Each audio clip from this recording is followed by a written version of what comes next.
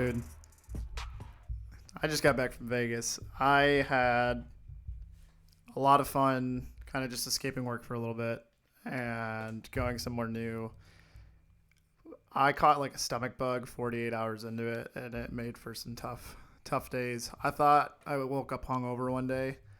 So I'm like, you know what? I'm just not going to drink today. And I woke up the next morning after not drinking for 36 straight hours and still felt like I had a hangover. And I was just, oh, God. So I was kind of a bummer I didn't get to enjoy Vegas to the fullest because of that. Because of I didn't budget enough for gambling based on some recent purchases we've made. Kind of had to cut into the gambling budget a little bit. So I didn't have enough. Like blackjack, you may go on a run where you just like lose 6 hands in a row. And depending on what your budget is, you might be okay or you might be screwed. And so given my budget, I was just screwed, unfortunately. so that wasn't very fun. And then the North Dakota hockey team lost. Hockey, oi, oi, oi. They lost. Their second straight Hall of Fame game loss. What's up with that? What's up with you, Nodax? Dude, I don't know. None of my teams are doing well. I don't know what you're talking about. Didn't the Brewers make the playoffs? No? Okay. Well, at least the Badgers The fired Bucks their are coach. 6-0. Wow. So I got that. Have you been to Vegas?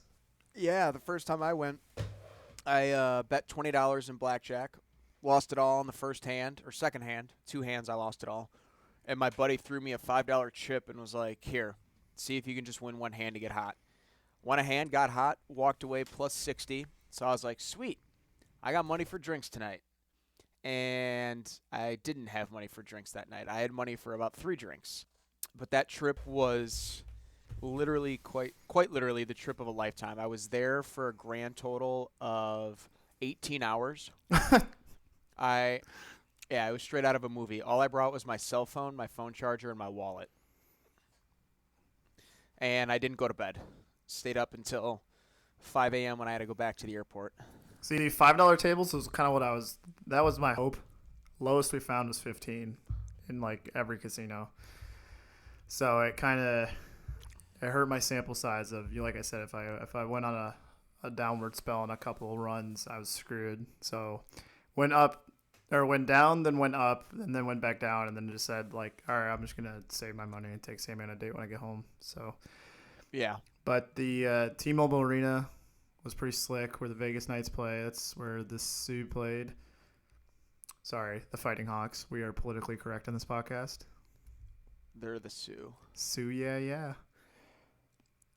So that was cool. And then I actually made the walk kind of after the noon games. I made the walk to Allegiant Stadium. Completely sold me on the fact that the Bears need a new stadium. That thing looks awesome. So it was really cool to see that. It's not too far from the Strip. It is on like the other side of the highway, though, which is kind of annoying to get to because you can't really walk there then. You kind of have to basically take a vehicle transport or bus or something. I'm surprised they don't have a bridge or a tunnel.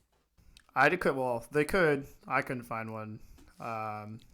There's like this vehicle bridge right next to the In-N-Out Burger over the highway, but I didn't see a way to walk over it without getting run over by somebody, so I just decided not to. I didn't want to die.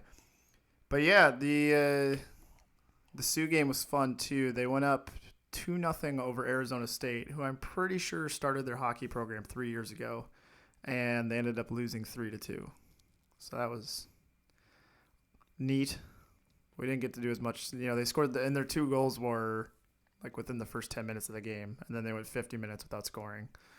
So, oh well, what can you do?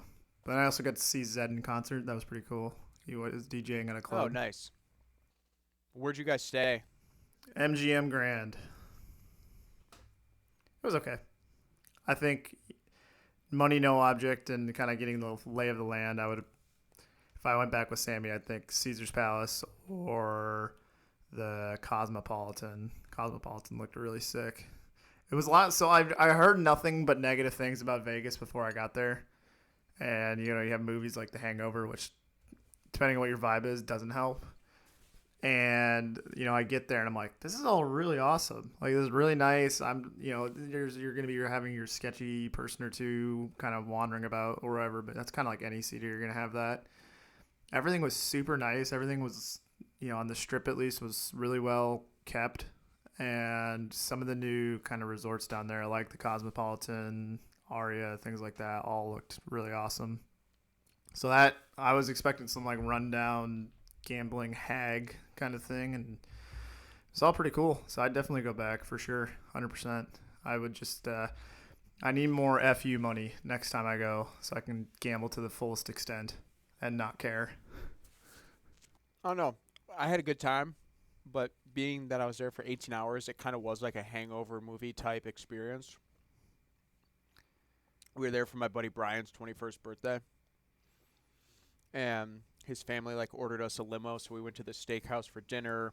I ended up swimming in one of the hotel fountains at one point at like 2 in the morning. Is that legal?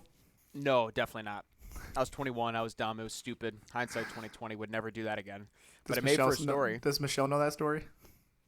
Yeah, she does. I don't know if her family does, though, but now they do. What else? We went, the whole blackjack thing.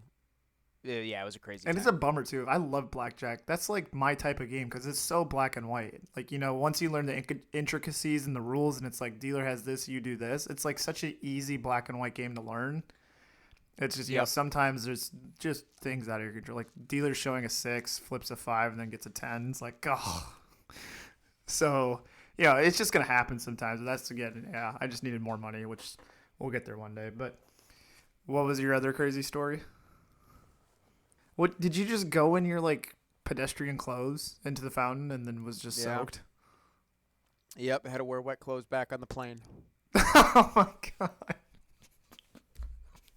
With my aviation professors on board, because little did I know there was an aviation conference going on. This is during our spring break, and they were all flying home on the same flight I was. Mom, if you're listening, it was a direct flight. I didn't do anything close to that crazy. I don't even know. I put Oklahoma State in my parlay. That's probably the craziest thing I did in Vegas. I got smoked. I got smoked in sports betting too. I lost my. I only put 6 bets in total. Lost my first 5. No, and then I made one after. But so I lost my first 5, and it said, you know what? I just need to win one of these freaking things. So I put $5 on the 49ers money line over the Rams. Thankfully, they pulled that out. So I won one, just to say I won one, and can go back and keep my head up. And then I had over 47 on Bills, Packers. And lo and behold, there's 3 straight drives with 3 turnovers. And then you get to the end, and it's like, all right, well, if Mason Crosby makes this, it's going to be a push. And he misses. And it's like, oh, it just wasn't, between the blackjack and the sports betting, it just was not meant to be for me that weekend. So I was not happy with the game, but I had the under, so that all worked out for me okay. I'm proud of you. Man, you're probably equally as upset as I am about that interference call that took a touchdown off the board, because then you would have covered easily. Well, there was the who got the 15 yards? Wasn't there a big play and then they got called for 50? It was Gabriel Davis shoving Jair. So they got a big gain, first down to midfield. They're like 20 yards from field goal range, but then he got a 15-yard personal foul after the play. So basically they only gained 5, and it's like, oh, God. Yeah. It's like, damn it. So, yeah, I can definitely see the lure to the sports betting. I think, if I could do it whenever I wanted to, I'd be more inclined to maybe just put like $2 down once a weekend. But since I was there, I was like, all right, I got to put on $100 on so-and-so and so-and-so just because, I only get to do this time of year by myself. So, yeah. So it sounds like you would go back? Oh, yeah, 100%. I would love to go back with Sammy and would love to, if a friend or friend group's ever like, hey, do you want to come? I'm like, yeah, absolutely. So, and being Halloween, it was a little weirder because you couldn't tell if people were dressed up or if that's just what they wear all the time. I think the craziest thing that I personally saw was a homeless person what appeared to be was pleasuring themselves to the sight of a flamingo. that was in the Flamingo Casino, so that was weird. Sweet. I guess I saw that To- on Monday each. in the middle of the afternoon when I was walking by myself, so that was great. Um, yeah, so that'll happen. Yeah, Vegas doesn't really do it for. Like, I had a good time. I would go back with a group, but it is certainly not my top choice of what I would do on a vacation. Yeah, I'm a big city person. Like I love just going to cities and checking things out and trying stuff. Got to have In-N-Out. In-N-Out was a lot better than I remember it. I would say it's above Culver's on the scale of things. Although I wish they had bacon. That's kind of the one drawback. They don't have bacon there.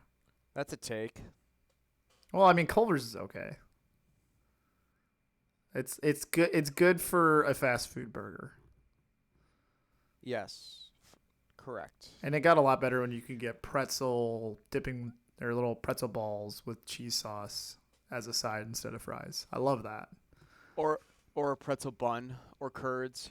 I don't like their curds. Actually, I got car sick from cheese curds when I was 5 from Culver's, and I don't think I've really tried them since because I think it's a bad memory. But So before we get into the football, since we've already oh yeah, really gotten into it, when was trick-or-treating by you, and did you give out candy? so I flew back in Monday night, and in our townhome area, people don't really trick or treat. Not a whole lot of families in our area. It's a lot of either young people like us who are kind of just transitioning from college or whatever, or their apartment, or there's kind of the older crowd that don't want to deal with upkeeping a house anymore. If you had your orange jack-o'-lantern bucket, what 3 candies would you take if you had any option? I would say Kit Kats, Milky Way, and if they make the fun size bag, the purple Skittles. The wild berry Skittles packs. Yep, I respect that. What would you say? Don't say Almond Joy. You have that mustache and you put up that Almond Joy. Oh, God. Reese's Cups, Okay. Watermelon Sour Patch, Okay. and then Almond Joy. But if I can't say Almond Joy, Well, you can say whatever you want. then I'm going to – well, you said I couldn't say it. So take 5. Ooh, really? You just like the Kit salt? Kat's very and the... Kit Kat's in the top 5. Yes, the crunch. Are you one of these people that will make a s'more, but instead of using a Hershey bar, you'll use a Reese's cup? So I had never done that before until this summer, and it was life-changing. Oh God, it ruins it. Although I'm not the biggest s'more guy, it's a lot of sugar. It's a lot of sugar at once. Yeah, it is. We had 50 trick-or-treaters yesterday on Halloween, and I was laughing because we were giving 2 pieces out to each, and I let the kids pick. And I looked down at the bowl towards the end of the night, and there was a bunch of Almond Joy and a bunch of Milky Way and Snickers left in the bowl. Wow. And I thought, man, these kids are sleeping on some good candies. Well, they're sleeping on 2 good candies. I have to say their options in the bowl were Kit Kats, Reese's, the Almond Joy, Milky Way, Snickers, M&M's, peanut M&M's, and peppermint Yorks. Yeah, Yorks are good. I was just surprised that those went more than the Snickers and Milky Way. See, I want to get rich enough one day to just be handing out I want to be the king-sized candy bar house just because. That was Michelle's parents the last couple of years, and they said that's no longer financially doable, so we're leaving town for the weekend. A vacation was more financially responsible than handing out king-size candy bars. Well, you say that. If you're the house that gives out king-size candy bar and all of a sudden your lights are off on Halloween, that seems like it could be an angry mob situation. Yeah, their neighborhood gets wild on Halloween as well. I mean, it's crazy busy. Yeah, we did not have a single trick-or-treater. we have yet to, because we went from college to an apartment for 3 years to a house where trick-or-treating is not a thing. So we have yet to experience an actual Halloween as a couple. So we'll get there one year. So we were recording on a Tuesday because of my Vegas travel schedules. This coming week, I believe we're recording on a Sunday night, depending on lighting space right now. I missed a lot today. Holy cow. You sure did. Oh, are you looking at the rundown? Yeah, I'm just getting caught up on these trades. Well, that's Holy good. smokes. We're going to get your live reactions to stuff now. I was going to start with some of the games first because I think some of the trades are going to be a little funner to talk about. I don't even know where to start. We can start with Vegas since I was in Vegas. Definitely a lot of Raiders attire around, which was kind of cool to see. And Vegas Knights attire, too. You just think of Vegas as not really being a city that would really hone in on sports teams, but it actually kind of works. So good for them. So the Raiders lost, though, 24-0 against the Saints, and their season is over. And they did not cross midfield on offense until late in the fourth quarter. And me personally, with Jarrett Stidham at quarterback. Yes. Me personally, I want to redo the graphic we just made a couple days ago of our 5 coaches on the hot seat and take off LaFleur, which I mostly did as a little jab. And I would 100% put McDaniels on there. I have no idea how a team adds Devontae Adams, Chandler Jones, couple other really good players, and they end up getting worse. It just doesn't make sense. Has there ever been a year where more first-year head coaches are on the hot seat? I would have to go back and think about that because you usually, at minimum, a new coach will get a year and a half, right? If it's 6 games into the next season and they're starting out 2-4 or whatever, then it's well, maybe we need to get rid of this guy. But yeah, I mean, God, between him and Hackett, it's good Lord, who needs to get fired first? And it's both. Honestly, I know the Broncos won in London against Jacksonville, and we will talk about the Broncos more later on the episode here. So I think they both should be fired. I mean, Mark Davis keeps meeting with McDaniels extensively after games to discuss things, and I'm assuming after a 24-0 loss in New Orleans against a team that's not that great, that conversation is only negative, and I don't understand what they could possibly be talking about.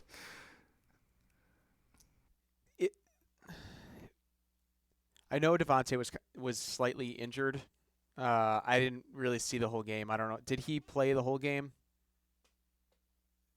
But either way, the whole him and Derek Carr being best friends and they're supposed to have this phenomenal connection, it clearly hasn't really risen to the top yet. Because don't get me wrong, Devontae's played well this year, but it's not like it's been some Derek Carr coming out party like I maybe said at the beginning of the season. Yeah, pull the tapes. Pull the tapes. We can't start doing that. That's a slippery slope.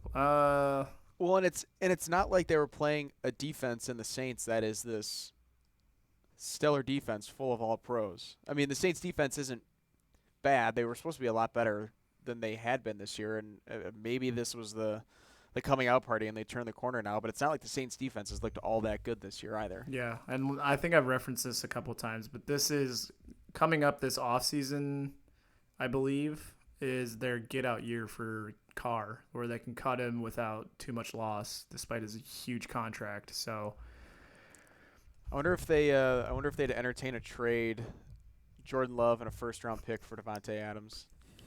What? It's not April 1st. Get out of here.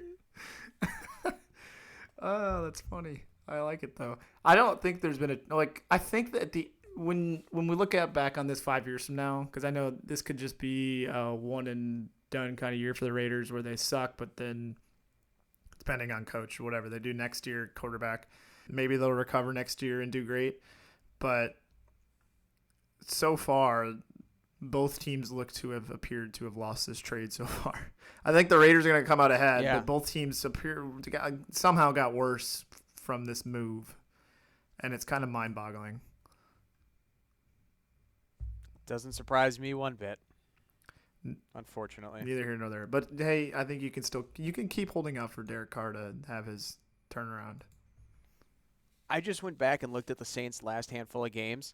They gave up 42 to the Cardinals, 30 to the Bengals, 32 to the Seahawks, and 28 to the Vikings. You know how many people probably had the over on that game and are just irate? Oh, a lot. Yeah. Oh, So, my gosh. hey, but like I said, the one game I did win was the 49ers-Rams, which wasn't even looking that great in the first half. I think the Rams went in with a 14-10 lead at half, and I'm like, oh, God, can't even win this one. But then the Rams offense disappeared in the second half. The 49ers went off. McCaffrey had 3 touchdowns, including one that was a passing touchdown to Ayuk. And at the end of the game, the Rams went full France on everybody and just waved the white flag. They did not go for it on 4th and 3 from their own end. And they basically were just doing piddly screens and run plays towards the end of the game, almost getting Cooper Kupp out for the year with an injury on a meaningless screen when they're down by 17 with a minute to go. Is the game this weekend against the Buccaneers kind of the last hoorah for the Rams before we can declare their season over? Especially since they didn't do anything today. I hate to steal a phrase from another ever-popular football podcast or sports podcast, so I won't. But the loser of this game, I think their season's done. And on the flip side, I think the 49ers, they lose at Atlanta, and it's like, what the hell? And then they get smoked by Kansas City, and it's like, well, Kansas City's good, but you should still have done it much better than what you performed. And after Kyle Shanahan once again owned Sean McVay, you can kind of get this sense that, with their bye coming up right now, with some of their guys coming back healthy, this team really feels like they're about to turn the corner and really start to contend, at least with Seattle for the division, but then kind of put themselves near the conversation of the Eagles, Vikings, asterisk, and Cowboys at the top of the NFC. Would you say that's the case, or do you think it's still a little too early to tell? With they got some hard games coming up for sure too. No, I agree. I think the 49ers are the second scariest team in the NFC right now, despite what their records say. Like, in my mind, they're the team most likely to get hot, go on a run, and like you said, with the addition of Christian McCaffrey, I think they're only going to get scarier as the season goes on and as they get healthier. If I could imitate somebody that you went to college with, not a particular person, just kind of like a group of peoples that you were probably surrounded by a lot of times.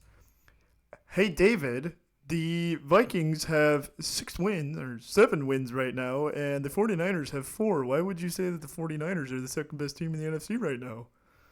Because, Minnesota Vikings fans, the Vikings they don't have a signature win to their name. The closest they have to that right now is the Dolphins game. Without Tua. This week. Without Tua.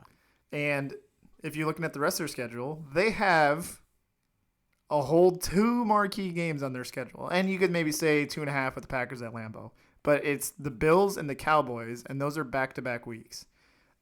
I wouldn't even say the Patriots on Thanksgiving at home is, I think they're going to do just fine in that game. I mean, the Patriots are on the up, but the Vikings are going to win the North. They're going to make the playoffs.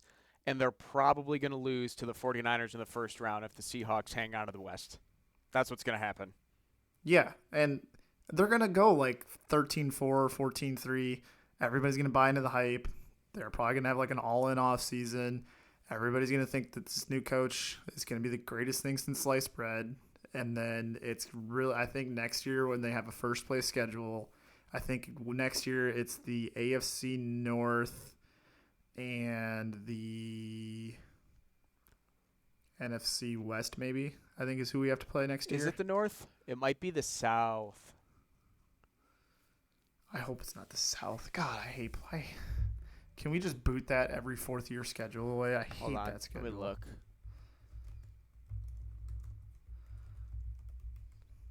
Or is it the West? It might be the West. Yeah, it's the West because in 19. Oh, it's the NFC South, Ne- AFC West. And then we get our 17th game is AFC North. That's where I got it from. So if at the current pace, we would play the Browns. And the Packers would play the Bengals, which I'm sure you guys would win. Is that how they do that? They pick a division? I thought it was whatever the opposite playoff seeding was. No, so our 3 undecided games right now is the mutual NFC West finisher, the mutual NFC East finisher, and the mutual AFC North finisher. So like this year, the Packers had to play Titans. The Titans. And I thought that's because they were Bears. both the 1 seed. And the year before it was the Chiefs because they were both the 1 seed. So I guess it just That's worked. correct. But we all get the same division. Gotcha. So like, Gotcha. who is it this year? We You play guys the got Titans. The Titans. Yeah. That must mean we have the Colts. Jaguars. I don't think we have do we have the Colts? It's like for me, I'm just trying to focus on the current week, but because You guys played the Texans. Oh yeah, duh. yeah, easy win there. So that's why you guys have the Titans. 'Cause Gotcha. You played the number 1 from that division. Gotcha. So yeah, it's still not random. It's pretty formula-ish every year still. So yeah, I'm already cheating. So the Bears play at Arrowhead, at Chargers, at Saints, at Buccaneers as kind of our random ones, and then it looks like we all go on the road for the AFC North one. So we are gonna go to Cleveland or Pittsburgh probably. Man, I hope we play the Bengals. That'd be a fun game. I mean, even if we're bad, it'll be a fun game.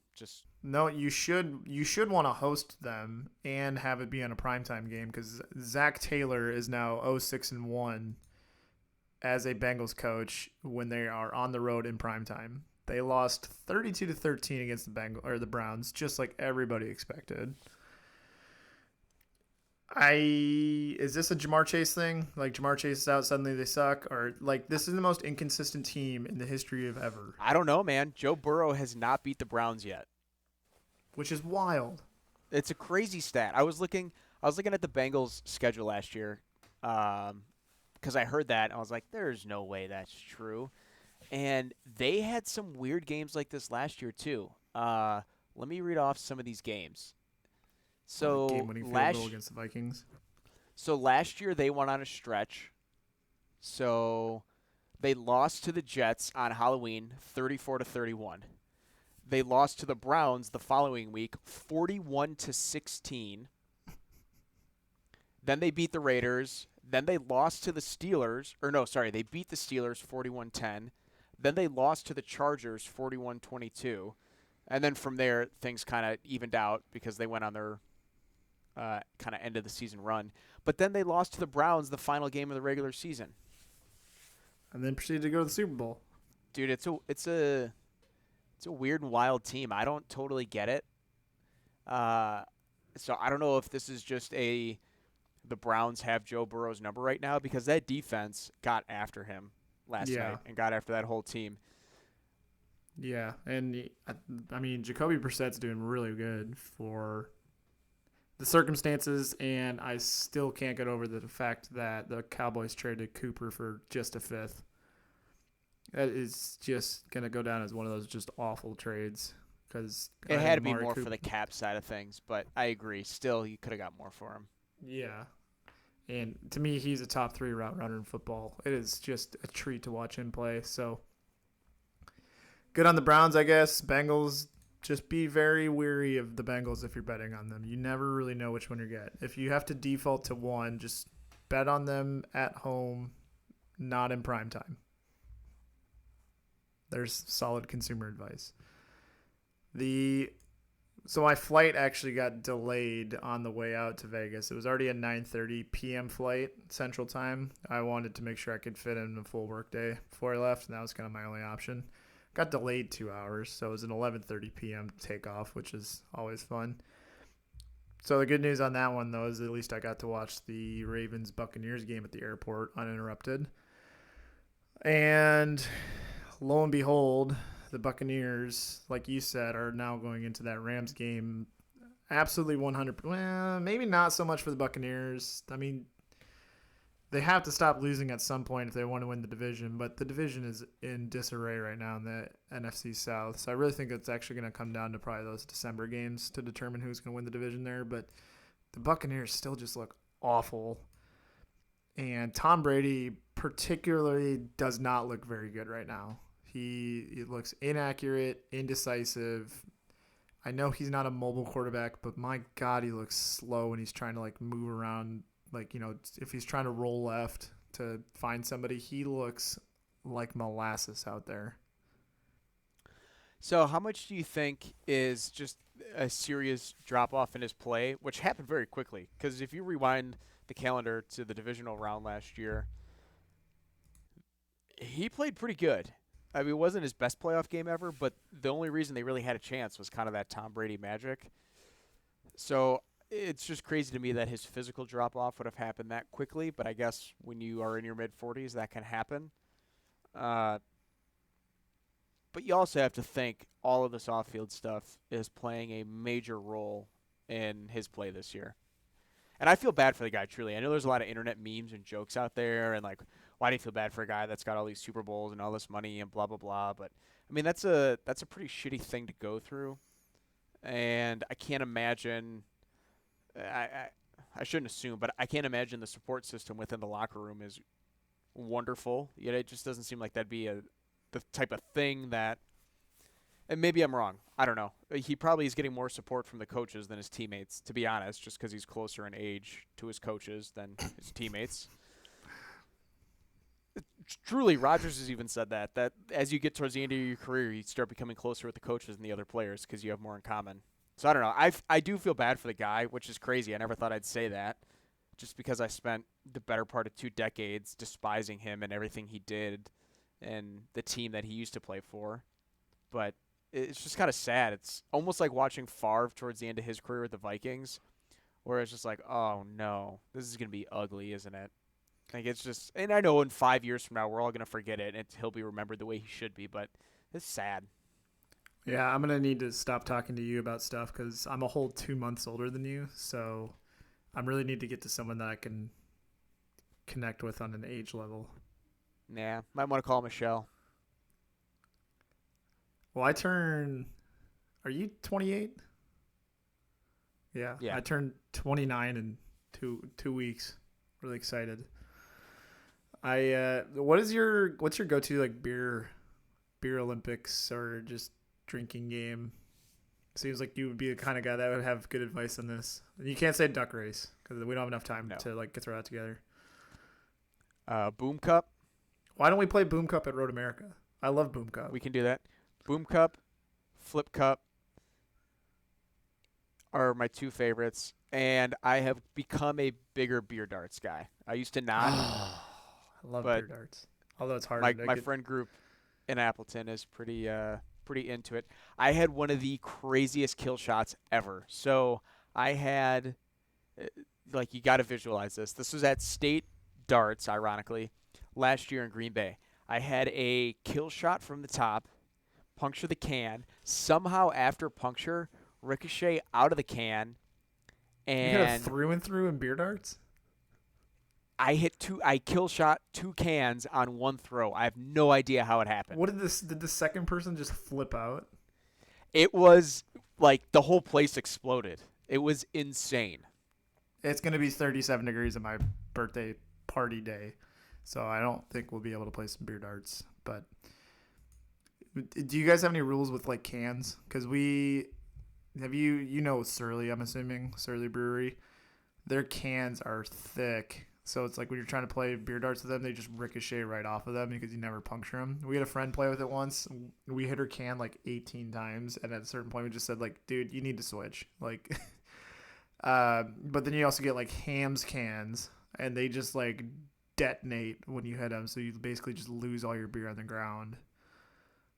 Yeah, we pretty much exclusively play with cheap beer. So what is cheap in North Dakota? Natty Lights. You mean I live in Wisconsin now? I got North Dakota on the brain. Natty Light, Bush Light.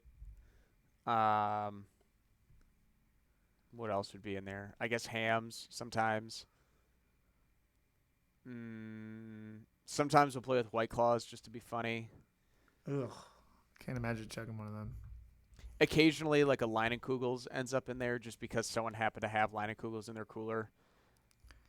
So okay. So at the end of the day, what I hear is we're playing beer dart, we can play beer darts, but we're playing Boom Cup next year at Road America, is what I just heard. Yeah, that's my favorite game. That one is my favorite. I could see you being like, I would want to stand to the right of you. I'm quite aggressive in that game. We can put Michelle between us. We'll call it a day. All right, let's see. Vikings, I don't know how much. We can acknowledge the fact that the Vikings beat the Cardinals, who are a very good football team and not at all poorly coached, by a whole 8 points. So really good job, Vikings. Put that one right on the mantelpiece of the next one. That's going to get you right to the Super Bowl. Hope you enjoy it. Hey, it's maybe the most real they've looked. I don't know. Spin zone, yeah. All right, let's get to Bears-Packers. Bears lost by 20 to the Cowboys. Don't have too many thoughts. First thought, I guess, would be it's nice to see us get into an offensive shootout for once. And that almost never happens with the Bears of like the last 4 years. It's always, like 22 to 10 or 21 to 14 or some boring things like that. A couple really cool plays by Justin Fields that I really enjoyed seeing. His last 2 games have looked really good. So that's what I like to see. I don't mind if we lose, as long as our offense looks halfway competent with the piece together system we got going. I like that. I was going to say this has to be best case scenario for you, right? Yeah. Clearly the Bears are in selling mode because they've been trading away a lot of the key players on defense, which we'll get to. But the offense has looked better the last 2 weeks than they've looked in quite literally years. So, Yep. All good. And we had no business. I know I said last week, like, oh, they beat the Patriots in Foxborough. Maybe we could win in Dallas. And it's kind of like, probably not, but I'm still just going to do it anyways. And, like Cowboys are a very good team. Their offense looked impeccable. I know they're going against the Bears defense, but like if they can, that was Dak's first game of the year. So if they can keep that rolling now, that's going to be trouble. I know I just said the Niners are the most dangerous, scary-looking team, with the one caveat, as long as McCarthy doesn't McCarthy himself in the playoffs. The Cowboys are January's also legitimately coming. Scary. January is here's coming. the thing. They talk about like what travels on your team, and a run game travels well, and a defense travels well. And it looks like the Cowboys have both of those, especially with how good Tony Pollard's looked. So I was just about to bring that up. So McCarthy says Tony Pollard's been looking great. The stat lines for Tony Pollard are all great. What does Jerry Jones come out and say? Ezekiel Elliott's our man, and as long as he's in the team, he's going to be our number one if he's healthy. And it's just like, what? Dude, this is why you pay a coach a lot of money to deal with these kind of things. And you can't sit here and say, after watching Tony Pollard the last couple of weeks, say like, wow, maybe he should be the number one running back over Zeke, who I think is a fine player. He's on a little bit of the downward trend. I don't think he has the same burst as he used to, and he's definitely had some injury issues last couple seasons. Tony Pollard looked flawless on Sunday, and to me, it would be malpractice on the coaching side. And I know it's Dallas, so it's a little weird in that area, but it would be absolute malpractice to start Zeke over Pollard at this point. I agree wholeheartedly. At least split the carries, close to 50-50. Yeah, I think if it's like 3rd and 2, Zeke, right? Or if it's like 4th and goal at the 1, Zeke. If it's 2nd and 11 and Tony Pollard's not on the field, I don't know what you're doing. I kind of feel bad for Kellen Moore in this one because he's like third. I mean, he's the guy that calls the plays, but he has to listen to McCarthy, who's this quote-unquote great offensive mind, and then he has Jerry Jones as like archduke over everything. And it's probably just a lot to weigh out there. And you know Kellen Moore is coaching so that it's the moment Jerry Jones feels the urge to axe Mike McCarthy that he can take over as head coach of that team. Which will be as soon as they lose in the first round of the playoffs. Exactly. Dude, they can go to the NFC Championship game, and I don't know if McCarthy's coming out the other side. Well, it's hard to get mad if they lose in the NFC Championship game. I know the Super Bowl is the goal, but if they make it that far, you can't get like too distraught. Well, it's Jerry Jones. Who the hell? It's Jerry Jones. Knows? Yeah. But anyways, yeah. Happy with the Bears. 29 points against the Cowboys defense is nothing to sniff at, so good for them. Justin, great job. Receivers looked good. Mooney looked good. Offensive line didn't look awful. Didn't seem like Micah Parsons did a whole lot besides that unfortunate scoop and score where Justin jumped over him instead of touching him, which is sometimes you just can't help but laugh at those kind of things. Like, you know, if that was the playoffs and that like knocked us out, I'd be distraught, but you know, I just kind of laughed when I saw that, so whatever. Yeah, I know I kind of made a joke on Twitter, but it was totally just like he didn't know what he was doing. He was just jumping. Yeah, that's fine. I had no problem with that. It kind of looked like Micah Parsons might have been injured. I know he definitely looked injured at the end of the game, but there was a few times they showed him on the sidelines, and I kept thinking, is he hurt? Is he hurt? I can't tell. Is he hurt? He might be hurt. I think he's hurt. Well, if there's ever a game where he's going to get 3.5 sacks and 2 forced fumbles, you'd think it'd be against the Bears. So I was really surprised that he didn't really have more of an impact, which is, it's one of those players where I'm just thankful to get out of this game without him, like, you know, murdering my quarterback. So, yep. All good there. And then, yeah, Packers now 0-7 in Buffalo. That's such a wild stat. I don't know. It was just surprising to me. Just wait till you lose in the new stadium in 8 years. I know. When Josh Allen's on his like retirement tour. God, we're gonna be so old. But that's kind of. I mean, you think of the Bills, and I know for most of our childhood, the Bills were not very good. So what? The last time we were there would have been 2014. Yeah. Oh yeah. That's the reason we didn't get the number 1 seed in 2014 was because we lost to the Bills late in the season in Buffalo. Well, who was that? Who was that at that time? Was that Fitzpatrick, EJ Manuel, Tyrod? Oh, any of them? Let's find out. All the above? I vaguely remember this Cardale game. Jones? No, Cardale Jones would have been winning the Natty, or he would have been on the bench for the Natty, I think, that year. Yeah, that was a mind-boggling game because we had come off. We beat New England when New England was New England. Then we beat Atlanta in a shootout, and then we lost to Buffalo 21-13. Let's see. What year did Atlanta mop you guys in the playoffs? 2016. So they were probably on the up in 2014. Yeah, I'm trying to figure out how you get to this game log. Here we go. Yeah, December 14th, 2014. Holy there was a smokes. dome on that stadium, you would have been fine. The Bills kicked a ton of field goals that day. Marcus Thigpen had a kickoff or a punt return for a touchdown. There's a name you haven't heard in a while. I know. And then Dan Carpenter just booted 4 field goals, and then there was a safety at the end of the game to get them to 21. Otherwise, it would have been 19-13. Yeah, what a weird game. Very weird game. No, this says Kyle Orton was their quarterback. Yeah, Kyle Orton. 14 of 27. 14 for 27. 1 interception and 3 sacks. Well, have a day. Rodgers. Hey, he outplayed Rodgers. God, Rodgers. 17 for 42, 2 interceptions. Wow. Oh, that's awesome. 1742, 185. Tell me Mike McCarthy's your coach without telling me Mike McCarthy was your coach. And then on the flip side, Eddie Lacy was pounding out runs. He went for almost 100 yards on 15 carries. What a weird game, man. I barely remember this game. I'm on Pro Football Reference. It does even have the weather too. It says 38 degrees, wind was 10 miles an hour, and the Packers were a -4 spread. Man.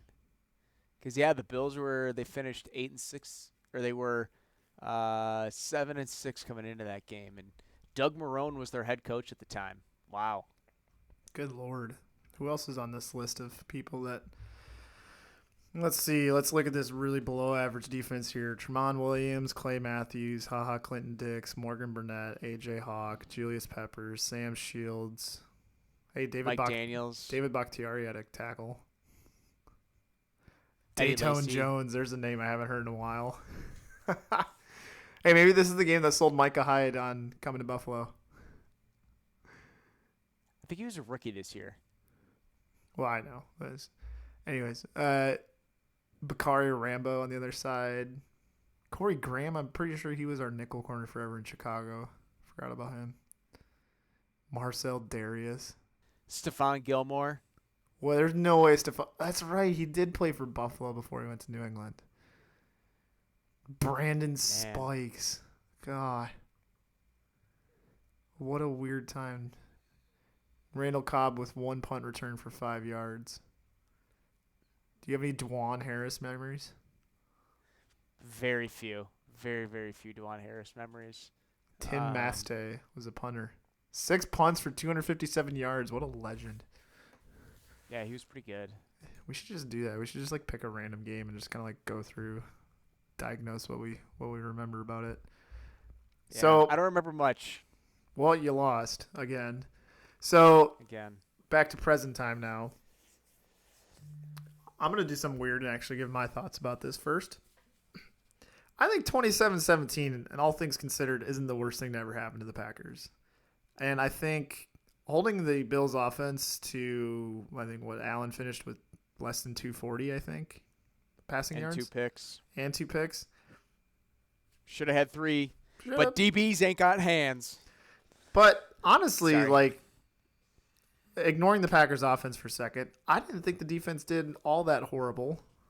And if my team went to Buffalo right now and only let up 27 points, I would be just fine with that. I mean, I know obviously it still stings to lose, but yeah. No, man, I felt good after the. I don't want to say I felt good. I was telling everyone going into the game, if we lost but it was a close game, I would feel better than I had if we would have beaten the Commanders last week in a close game. And I know there's always the woulda, coulda, shouldas, and there's woulda, coulda, shouldas on both sides. But arguably this game should have been 27-21 when the Packers got the ball in the fourth quarter, in theory, with Rodgers driving to win the game. Not saying they would have won the game. I'm just saying if it wasn't for that penalty on Robert Tonyan, it would have been a 3-touchdown game for the Packers.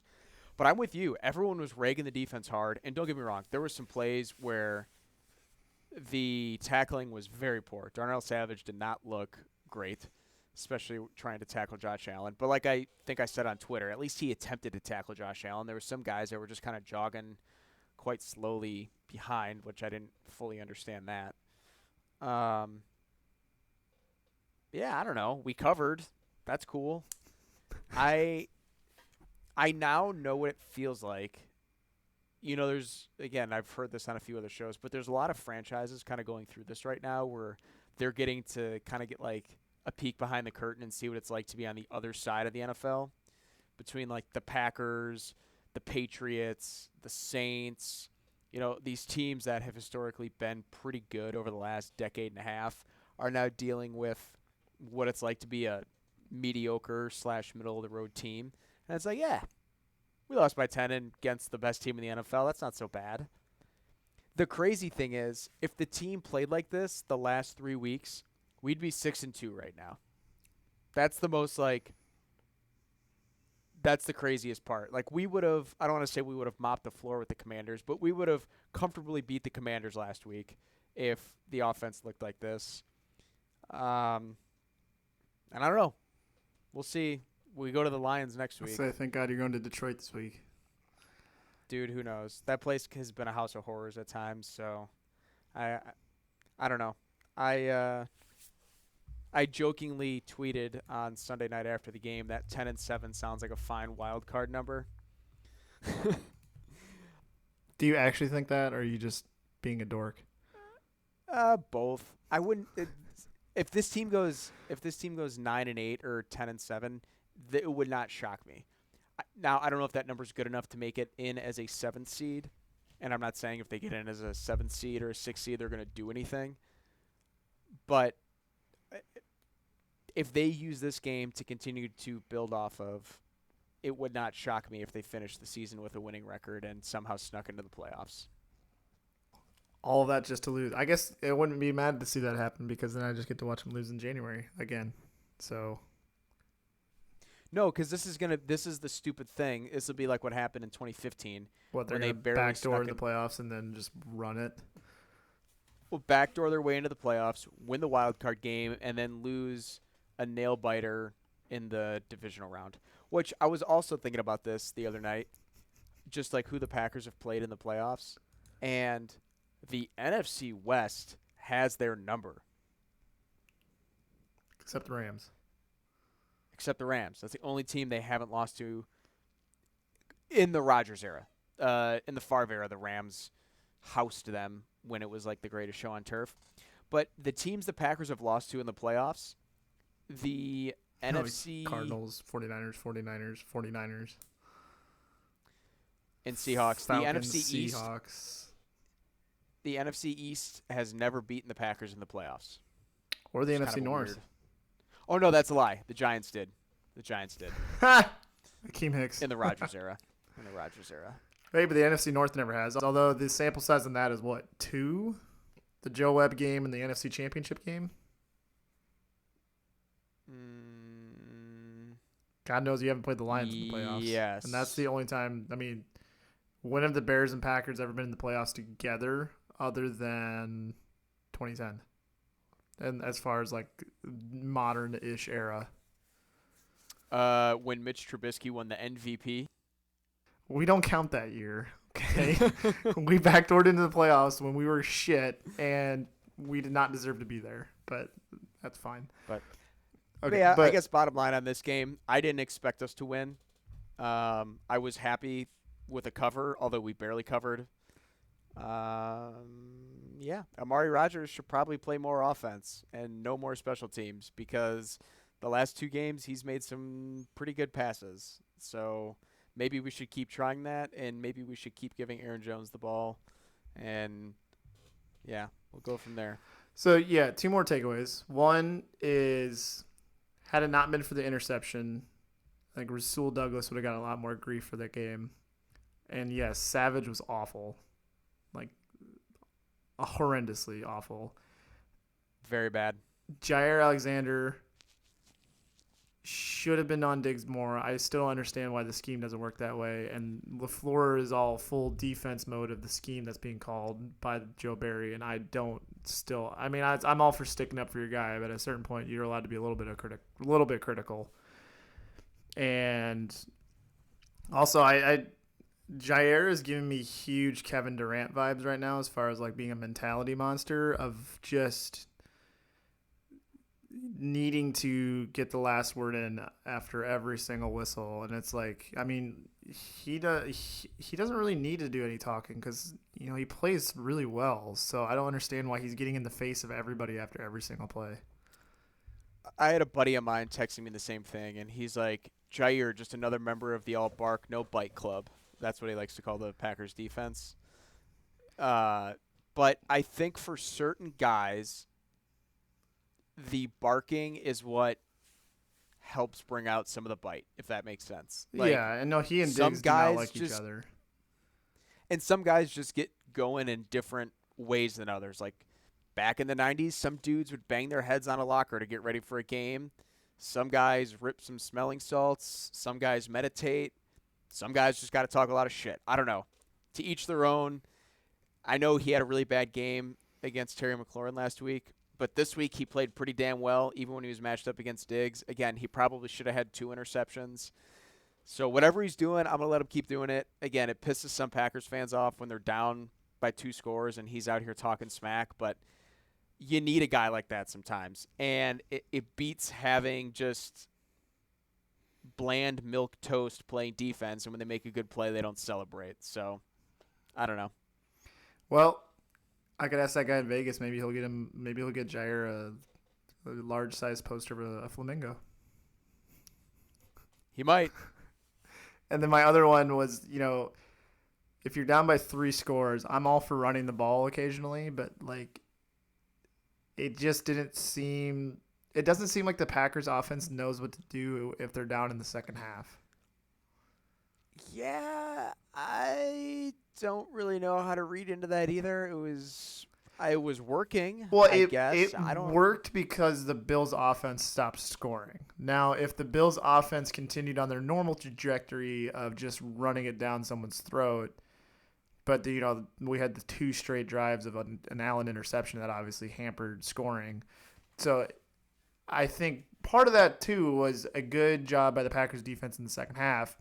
However, I don't think you're going to go most games where you're shutting out the team in the second half. So it's had the Packers punted and then at minimum the Bills got 2 more field goals or whatever. That's a huge mountain to climb. So it's it may have worked this week when they ran the ball and were able to get themselves into good situations and almost come back and at least make it a 1-possession game at the minimum. But to me, it's kind of like that red flag I keep pointing to of, this team is not designed to come back in the second half if they're down by 14 plus. No, and Rodgers said it himself too in the postgame that if this team's going to win, they have to push the ball downfield more. And I know that's his MO with the whole hero ball thing. But it did make a difference because I think they did hit some of those deep throws this week. And I think that's also what opens up the running game is when they have to respect the fact that you are going to throw it deep. Because I think through the first quarter and a half, the average distance the ball traveled on completions was -1 yards for Rodgers. If that's like the passing scheme you're going to run, no one is ever going to be – they're always going to have 8 guys down in the box because they're not worried about you beating them over the top. So you do have to stretch the field a little bit. You have to find the appropriate times. That makes me think of Trubisky-era Bears where it was constant 7 in the box because with safeties playing low because it's they're not going to throw it over our heads. Good times. And then the last question I had for you was about what Von Miller said on his podcast today, saying that he got a chance to talk to Rodgers, and Von was asking him in the second half why the Packers weren't throwing the ball why they weren't throwing more often. And he said, I'm not trying to start shit on this podcast, so I'm not going to say what Aaron said. But I was confused as to why they weren't throwing the ball. And Richard Sherman's like, I'll tell you exactly what he said. He's probably saying something like, these guys couldn't even catch the cold in Antarctica or something. I don't know. I have to go find it and watch it. It has been tweeted by our podcast. I guess Von Miller's asking the same questions that you are. Yeah. Why? Yeah. I mean, I think it was Collinsworth at one point said this is where they missed Devontae because they could just do these quick little bubble screens on a run play because they had really good communication. They could see how the defense is lining up, and it just doesn't seem like he has somebody like that at the moment, which is fair. But man, it's crazy. I just finished my glass of wine, so I'm just thinking deeply right now. But it's just crazy how one player can change just the flow of an offense that much. And I know I kind of talked about it on a previous episode. But, man, if that doesn't make you rethink who the MVP should have been the last few years just a little bit, this dude was clearly the stick that stirred the drink for the Packers offense was 17. The stick that stirred the drink. And now it's 33. I mean, let's be real. They need to get him more involved in the pass game, I think, is another lesson I've learned. They do. Maybe they should let him throw a ball or two. See if he can do a little Hey, it Christian McCaffrey. worked for McCaffrey. All right, you want to get into some trades? Yeah, the only other thing I wanted to say, I took this note because it was really pissing me off after the game when everyone was like, well, no moral victories in the NFL, which I agree with. You got to win games. But they were like, you can't even count this as a moral victory because the Bills spent the entire second half playing with their food. They weren't trying anymore, which I get it. Don't agree with When that. you're up that much, that changes your game plan a little bit. But we intercepted Josh Allen twice. That has nothing to do with conservative play calling and playing with your food. So that just really bothered me, and I just needed to get that off my chest. Because you're going to get, That like was 5 or 6 possessions and a half. So if 2 of them are interceptions, you're doing something right. I don't know. Exactly. Yeah, I don't agree with that. But hey, I don't even like the Packers. I take the Bills as my AFC team just because I think their city and fan base embodies what kind of Green Bay is in the NFC. So when they're not playing each other, I hope the Bills go on a big run here. So aside from Sunday night, I'll be cheering for the Bills for the rest of the season. Yeah, I think the Bills are I'm sorry. I think Buffalo is in the top 5 of the cities I want to go to next just to like hang out. Baton Rouge being first. Just so happens that LSU plays the Florida Gators in LSU on November 11th, day before my birthday next year. So I'm gonna have to try to make that happen at least. We'll see. Hopefully the tickets aren't $300 a piece. So some trades today. First of all, a trade that didn't happen was Brian Burns from the Panthers was apparently being pursued by the Rams. And the Rams were reportedly offering 2 first-round picks. Now, I can go ahead and assume why this deal was denied because the Rams don't have a first-round pick, I think, for the next 2 years. Let me just fact-check myself real quick. So, Rams' first-round pick this year is with the Lions. Oh, they do have one for 2024. So, I'm guessing the return for the Panthers wasn't enough because they wouldn't actually see a return on their investment until 2024, 2025.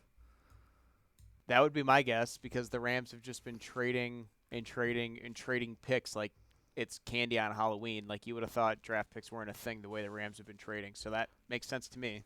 Yeah, and so I know like trading, like when we traded 2 first-round picks for Khalil Mack, we said, or the logic from Ryan Pace was, like, hey, we don't have a first-round pick this year anymore, but Khalil Mack is our first-round pick. Like, he's our first-round pick in the draft this year. So we basically gave up 1 first-round pick to acquire Khalil Mack, and we're okay with that. I think the problem with just excessively trading away picks, though, is obviously apart from the fact that you're not getting a young player in the draft that could be the next superstar or, depending if it's a top 2 pick or first 2-round pick, I think there's definitely potential that it could be an amazing player you get. I do think another thing that draft picks do for you is they do give you a lot of flexibility in future trades.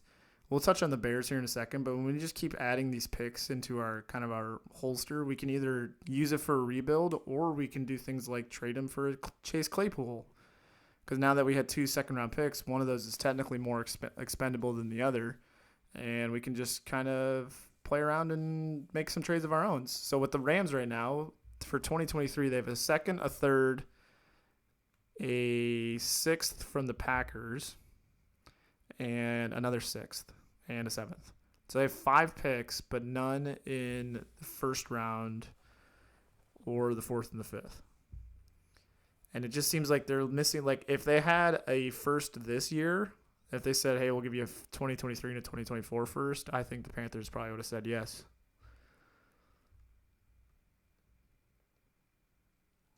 Yeah, I'm just looking up some of the other, just the handful of upcoming drafts that the Rams had. Because now I'm sitting here thinking about the things we've talked about was the trade would you take the Super Bowl or not? I still would, but man, you're backpedaling.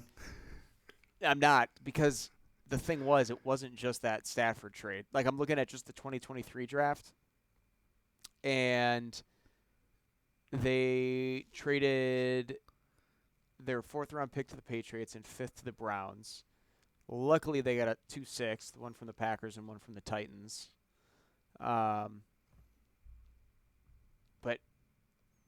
I think that's just how this team has operated over the last 3 or 4 years, that they have just shipped off all of their draft picks. They're still trying to do it. I don't think they've learned their lesson quite yet. So it's kind of funny. And like Brian Burns is a great player, and like I wouldn't want my GM to trade 2 first-round picks for him. I don't think. I mean, the Bears should definitely not be touching. They need to keep their first-round pick this year because it's going to be a top 10 pick once we're all said and done. So definitely want to keep that. But yeah, I was just kind of shocked to see that the Rams were still kind of going on this spree of trying to offload their picks. Well, and defense isn't what is holding them back right now either, necessarily. Yeah, their offense sucks. I don't think adding Brian Burns is going to suddenly put points on the board for them. But let's get to some of this whole like recording on Tuesday night thing when we're trying to avoid these from now on actually kind of worked out today with the draft. So we actually kind of lucked out. Or not the draft, the trade deadline. So the trade deadline was today. I'll touch on some of the minor ones that do have a little bit of an impact. So Jeff Wilson Jr. was traded from the 49ers to the Dolphins to reunite with Coach McDaniel. So that was pretty cool. Let's see. Steelers added William Jackson III out of Washington, who was wanting out of Washington, so he got his wish. And I think after we recorded last week, the Chiefs added Kadarius Toney from the Giants for a couple picks, and Toney came out and said that he wasn't hurt after all, and he's ready to go play for the Chiefs. So the Chiefs definitely added a nice little weapon for Mahomes to use. But the big trades of the day. So we'll start with the NFC North one. I'm suspecting a little collusions going on here between the Vikings and the Lions, but that's neither here nor there because it's like the third trade they've made together already. So the Lions sent Hawkinson a 2023 fourth and a 2024 conditional fourth to the Vikings for a 2023 second and a 2024 third. Now, who won that trade? Neither. That's a lot of draft capital for TJ Hawkinson. I don't know. And the Lions don't really have the best track record of using draft capital to their fullest advantage. So, I think I would give a slight advantage to the Lions on this one. I would too. I think the Lions, depending how they use these picks, I think they won the trade. Yeah, I think with adding a second, with getting a first rounder basically next year, a pseudo first rounder with Jamison Williams. And if we're being honest, they're going to have another probably top 7 first round pick with the way their record's trending. I definitely think they now they don't have to pay Hawkinson in a year and a half, which he's going to want $10 million a year, and I just don't personally see that he's worth that. On the flip side, I do think the Vikings did address a nice little area for themselves because Irv Smith Jr. seems to be in this perpetual state of being injured. And he's going to walk this year in free agency because I don't think the Vikings are going to want to pay him. So, and I mean, he doesn't really have anything on tape to warrant probably what he's going to ask for. So, I think the Vikings definitely addressed a need, but I would give a slight tip of the cap to the Lions on that one. Although it's funny that they're kind of in selling mode when they've been in the middle of a rebuild for 3 years. And then 3 years after that, and then 3 years after that. They're in a perpetual state of rebuild. This one, I have thoughts on this one. So the Broncos traded Broncos traded Bradley Chubb, edge defender, and a 5th in 2025. Thank God they threw that in there. To the Miami Dolphins. The Miami Dolphins sent back their first-round pick in 2023, a 4th round in 2024, and running back Chase Edmonds. Kind of just there you go, have him. You know what really would have prevented this whole thing from happening is the Broncos actually having a first-round pick this year to use and not being in the salary cap purgatory because of the ridiculous contract they gave to Russell Wilson. And instead, now they had to trade one of their best defensive assets just to kind of A, not have to pay him in a year or two here, and B, to get some draft capital for next year. So who won this one? Oh, A first for Chubb, easy. Especially since the Dolphins' first is going to end up being like a 22nd or 25th pick in the draft. So you're talking a late first rounder for Bradley Chubb. Sign me up. Bradley Chubb's amazing. That guy's a monster. He's a game wrecker, and that defense is already really stacked. Are you surprised that the Broncos were sellers? Well, I think again it's just because A, yeah, I don't think the season's gone as well as they thought, but then B, they, they have to do something, right? They have to get a first, and hopefully they can draft someone who's halfway decent in the first round this year. And now they can give themselves some salary cap flexibility here when they don't have to pay Chubb. But what do you think their position? Well, two things. One, what do you think their position of need is in the first round? And secondly, not that you need a position of need, but I'm just curious your thoughts. And secondly, do you think the price tag that's going to be on Nick Chubb combined with what they paid Russell Wilson essentially makes any other roster reconstruction? Bradley Chubb? Yeah. Yeah, I did it too. See, you screwed me up. Do you think it basically makes a roster construction next to impossible? Let's start with number one. So number one is, I don't know if they need to do a Buccaneers type thing where they send a first to a team for a head coach. Because I think their biggest need right now is a new coach. I think if they added another, because, Cortland Sutton's good. Jerry Judy's good. I mean, KJ Hamler's not bad. Not bad. I think they could upgrade in tight end, and I think you can never have too many good offensive linemen on a team. On the defensive side, the defense is solid. I mean, maybe they could get like a Bijan Robinson or something in the first round of the draft, a dynamic running back maybe. Because, Melvin Gordon's okay, Latavius Murray's okay. But, yeah, I think until Russell gets better, until they get a better offensive scheme, there's not really a whole lot you can do. I think on paper they looked really good this year, so it's just perplexing why they suck so much. And then you watch them play offense for 3 minutes and you figure it out. And then The second part of your question about paying Wilson and Chubb, I just think they just set themselves up for failure with this Russell Wilson contract. I really do. I just think you just hamstring yourself so hard in the next couple of years. And I think when you're looking at QB contracts that are currently thrown around the NFL, easily the one that's going to go down in NFL history is one of the best ever is the Mahomes deal. Because that, like at the time, that was a lot of their salary cap that they were devoting to Mahomes. But as the salary cap keeps going up and as his contract stays steady, they're going to have plenty of flexibility to go out and do things. So I think depending on what happens in the offseason with the new salary cap, the Broncos may be okay. But I think right now with what their projections look like, they're going to be up against it for a little bit here. And I think this was kind of the first warning sign of that. Do you think the Dolphins won that trade? Yes. Okay.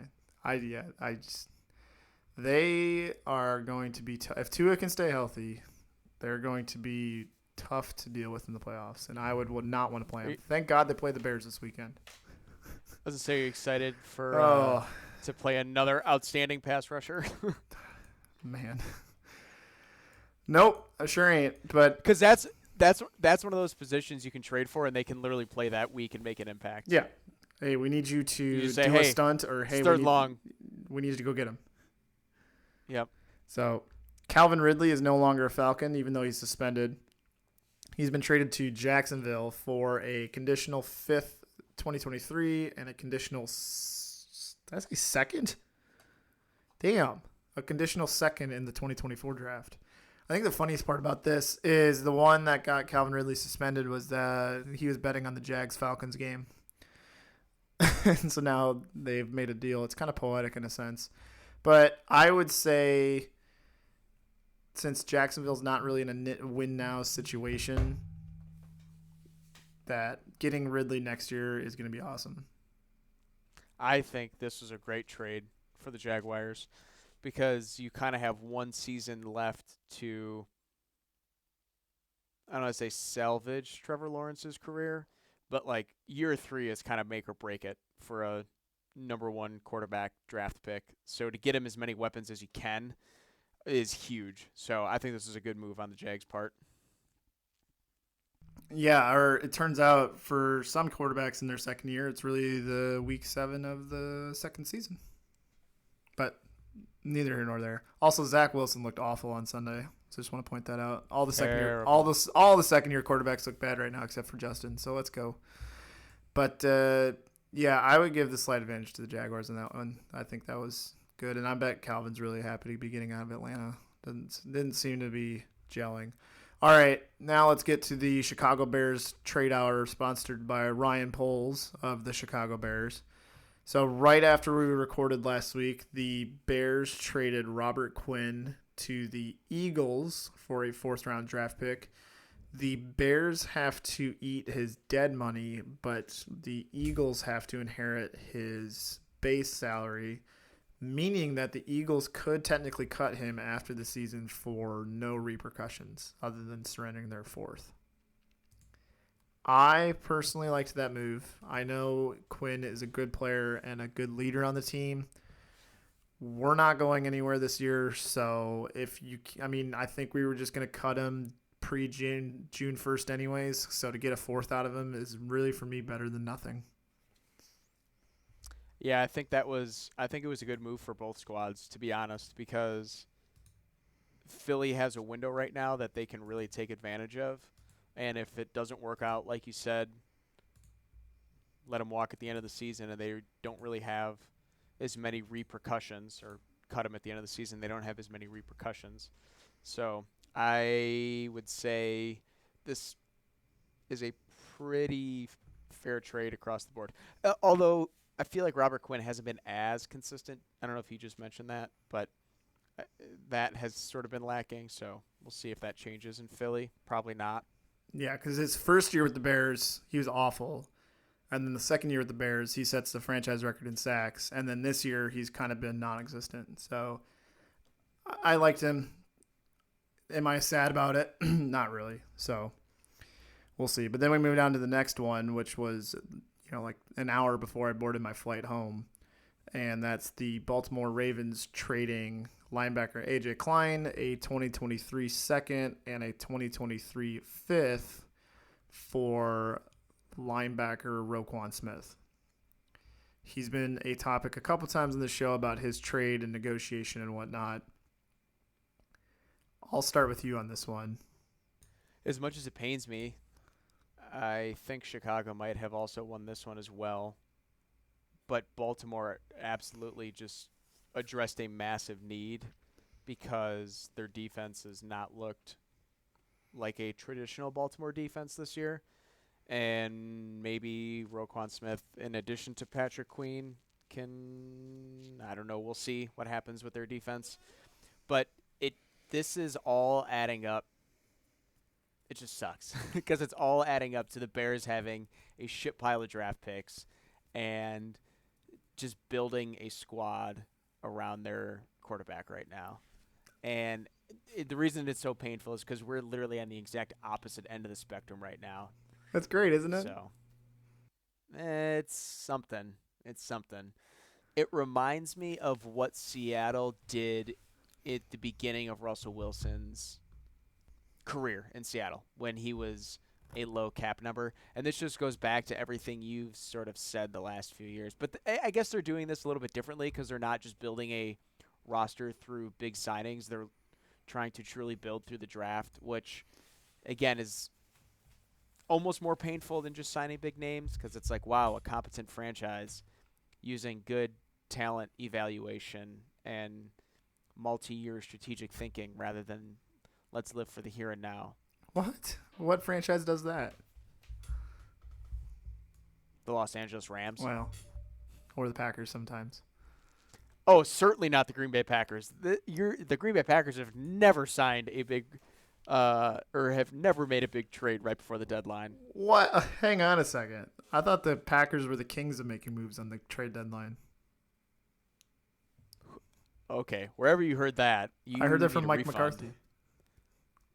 Oh, you still haven't seen that video? Say that? Or did you see that video yet? No. No, I am very much in the dark right now. Oh, it was a video from him like 6 years ago where he said he was asked about the trade deadline in a press conference, and he said, "Oh, the trade deadline was today. I thought it was next week." And he's like, "That's all you kind of need to know about the trade deadline here in Green Bay." Pretty much. Pretty much. Well, all right, hang on. Let's get through the Bears first. Then we can talk about the Packers on trade deadline. So, the Roquan Smith trade. I personally love it. I'm going to miss Roquan. I think he's a phenomenal player, a really good middle linebacker, and I think he's going to be an instant impact player on the Ravens. Now, having said that, I am super happy that we're not going to be setting new market valuations for middle linebackers in free agency next year. I'm assuming we're going to let him walk. I honestly do not think or we could have franchise tagged him, I guess, but I honestly do not think we were going to pay him anything more than $22 million a year.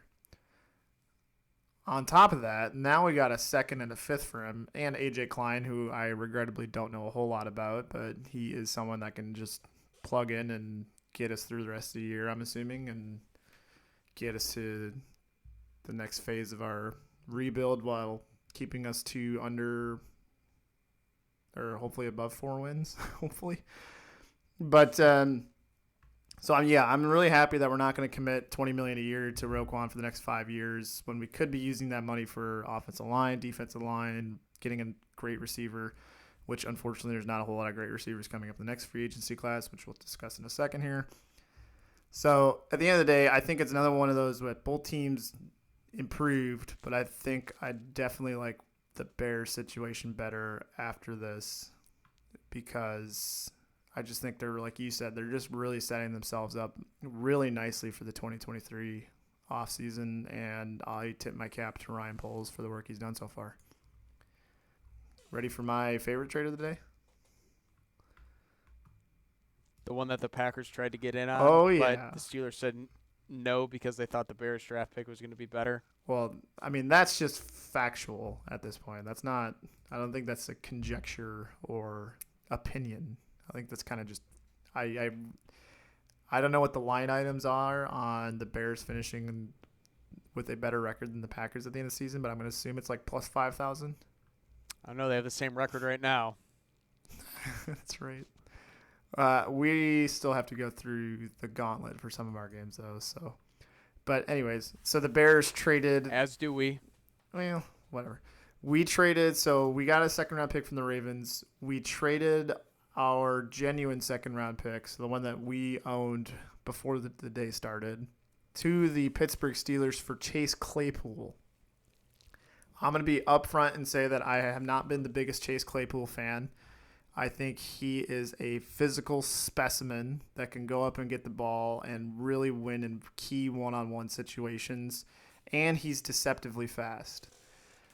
Some of his TikToking is not my cup of tea. Doesn't mean that he makes him a bad player or anything. Doesn't mean that other people don't like that side of him. I'm sure there's a lot of people that do like that side of him. It's just not been my thing. And it seems like some of his... I think I was at the game, actually. The one where he was in Minnesota celebrating a first down when they were in, like, crunch time, get the ball back to the referee so we can spot the ball and spike it kind of things. Just some little kind of behavioral on-the-field things that are so easy to clean up, so I'm not, like, super worried about it. It's just things that I've noticed. But the overwhelming sign to me is all you hear from idiot Bear fans is that this administration doesn't care about Justin Fields and they don't want to see him do well and they want to figure out who they can draft 2 years from now. I even saw someone saying that they were going to package Justin Fields into a trade so they can get their new quarterback at the start of the season and the draft and all these ridiculous takes. And I think what we're finally seeing is those kind of topics subside a little bit, and you can kind of tell that Ryan Poles is starting to buy into the Justin Fields hype because, to be honest, we didn't do a whole lot to make Justin's situation on the offensive side better in the offseason other than getting a competent play caller. But now we are adding, in my eyes, a number one receiver. Like, would he be the number one on other teams? Absolutely not. I think there's probably 10 to 12 teams that would have their number one beating him out for sure as far as a true number one. But for what we have, like, we just went from shit to sugar real quick in our receiver situation because now Mooney's going to get more looks. Pettis going to get more looks. Harry's going to get more looks. Whenever Pringle comes back, he's going to get more looks. I think he's just going to be a little bit more distracting for defenses because he can just like go up and get it and change it. We don't have a go up and get it receiver right now. So, and at the same time, we also prevented the Packers from getting him, which I'm not sure the Packers actually would have pulled the trigger on that. I'll ask you about that in a second here, but and then we'll see. He's got a year and a half left on his contract, so we'll see how well he does. If he continues at his current trajectory, I wouldn't mind paying him 15 to 17 a year. I think the receiver market is only going to go up from here based on this last offseason. But I just hope he produces. I like the trade. I think it's pretty low, too. Second round is not the worst thing I've ever seen. If I could have picked anybody to trade for today, it would have been Jerry Jeudy. I would have said a second and a fifth for Jeudy would have been no problem from me. But we did something, and I appreciate that. So I'm proud of Poles for at least trying to surround Justin with somebody that can hopefully make a difference on the offense. So you didn't really touch on this too much, but it surprised me that Pittsburgh was so willing to make this trade because I feel like a young weapon is very critical to a quarterback's development, and you would think pairing Kenny Pickett with somebody long-term would be critical to his development. And maybe they just didn't think Chase Claypool was the guy, which fair enough. To me, maybe it's like a Moneyball situation where Billy Beane wants the manager to play the card a certain way. Manager says no. Oh, sorry, now I traded your shortstop. Now you have to do it my way. It's like maybe it'll be an addition by subtraction thing for the Steelers. By getting rid of Claypool, that'll give Pickens a lot more looks in the receiver role, or Deontay Johnson or whoever, because I don't think their receiving core ended up getting worse today, but it may work out better in the long run just because I think Johnson and Pickens are two very capable receivers anyways. So, and I say that, as long as Matt Canada's there, they're going to suck. But I think still at the end of the day, I think the outlook on Pickens is really bright, that I think they're doing just fine at the end of the day. That's fair. I hadn't considered the Pickens element. But from the Green Bay side, it's very different from the Chicago angle right now because you just built in a couple of draft picks for future years by dealing Roquan and Robert Quinn. So you had a little bit more wiggle room, and you are building for the future, and potentially Chase Claypool can play into that. But on the Packers side, where they've been at the last few years, unless it is a player that is going to take you over the top and be that final piece to get you to where you want to go, I haven't really been a fan of them making moves at the trade deadline, personally. Because this year, let's be honest, what would Chase Claypool have done for this team in the here and now, in what the ceiling of the 2022 Packers could be? He would have caught a pass that had air yard average of 1 yard. But, truly, they maybe win an extra game and an extra playoff game. But it's not like this was the piece that they needed to win a Super Bowl. And that's always sort of been the philosophy in Green Bay. And I know a lot of Packers fans take umbrage with that because it's not flashy, it's not exciting. But it just logically doesn't really make sense with where the franchise is at. On the flip side, you can say, well, how have all those draft picks worked out for the Packers as of late? And maybe known talent is better than some of those draft picks. I would say let's wait and see how the 2022 class plays out. But I don't know. And maybe I've just been trained not to expect any trades at the deadline. But can you might know better than I, in the last 10 years, can you name a team that has made okay, I will say last year OBJ to the Rams was obviously a game changer. But outside of that, is there a team that's made a trade right before the deadline that it's like, yep, this team just got that piece that's going to win them the Super Bowl or take them to where they want to go in the playoffs. Well, let's have some revisionist history, shall we? Hit it. Oh, wow. The Packers were supposed to trade for Will Fuller in 2020, but did not. Joke's on them because he's currently a free agent. So they could still technically just go get Will Fuller for free right now. Darren Waller was also supposed to be included in the Devontae Adams trade, but the league got involved and nixed that. So keep that in mind as well. Seriously? Yeah. Darren Waller was a part of that. Who won the Super Bowl the COVID year? Was that the Bucks. Buccaneers? All right. Well, the 5, I'm just looking at 2020 as just as a reference. So the 5 notable moves is that Desmond King got sent from the Chargers to the Titans. Quan Alexander got sent from the 49ers to the Saints.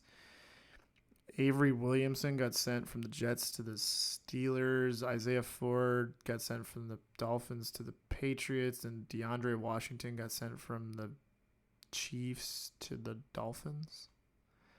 I don't know. I thought today's headline was a lot of fun. I mean, maybe I'm biased as a Bears fan, but there's still some just kind of like ridiculous. Like, I didn't even think Calvin Ridley was going to get traded. And it's like, here we are. He got traded. Here's the other thing. I have said this many times before. There is a reason players end up as free agents, and there is a reason why players end up on the trading block. So just keep that in mind. Everyone out there that's really excited about who they just picked up.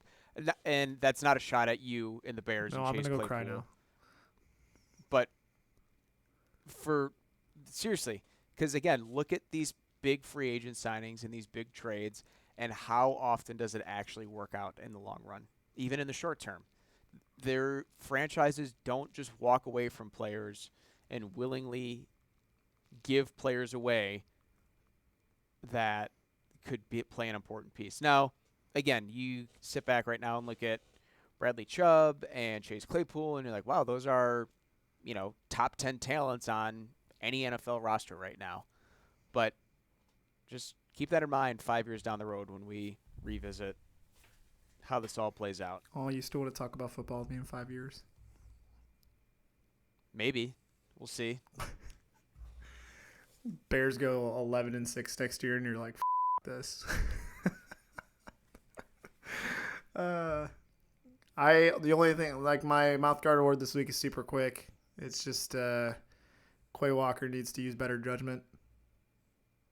I think the saddest part about that whole thing is it looked like the Buffalo Bills coach was like trying to help him up or help him get to his feet. I know. And he just like took it the wrong way, which I'm not going to sit here and say is the worst thing I've ever seen. Like, it happens, and there's a lot of emotion that goes into football, so it's not like, you send him to prison or anything like certain Bears fans are saying, but it was just a regrettable lack of situational awareness, I think.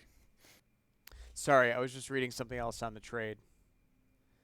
So, all of the first-round picks that the Dolphins received from the San Francisco 49ers deal that involved Trey Lance has gotten them Bradley Chubb, Tyreek Hill, and Jalen Waddle. All that for a guy who's played 3 games.